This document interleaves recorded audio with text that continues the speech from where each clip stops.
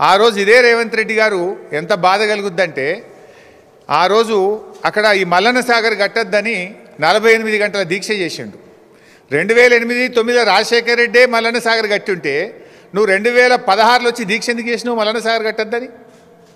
2016లో ఆయన చేసిందిగో మల్లన్న సాగర్ కట్టాలంటే అక్కడ ప్రజలందరి రెఫరెండం తీసుకొని కట్టాలి అని, మల్లన్న సాగర్ కట్టొద్దు అని ఆ రోజు 48 గంటల దీక్ష చేసిండు. మల్లన్న సాగర్ కట్టద్దని దీక్ష చేసిన మనిషి మల్లన్న సాగర్ 2008లో కాంగ్రెసే కట్టింది అంటాడు. కొద్దిగానే ఉండాలన్నా వద్దేమన్నా? ఇంకా ఆ రోజు ఆయన డిమాండ్లు చూడాలి. మల్లన్న సాగర్ కడితే దాని కింద 2 ఎకరాల పంట వండే భూమి ఇవ్వాలన్నట ఒక్కొక్క రైతుకు, ఎకరానికి 2 ఎకరాలు ఇవ్వాలన్నట. మరి నువ్వు మూసి కింద ఏమిచ్చినావు? ఇప్పుడు నువ్వు మూసి కింద మొన్న దాదాపు 300 ఇళ్ళు ఖాళీ చేయించినావు.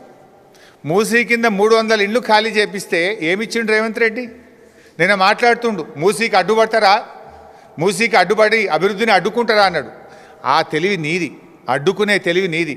ఆనాడు మల్లన్న సాగర్ కడితే కేసీఆర్ గారికి మంచి పేరు వస్తుందని, ప్రజలు బతుకుతారని, బీఆర్ఎస్ చరిత్ర పుటల్లో నిలబడుతుందని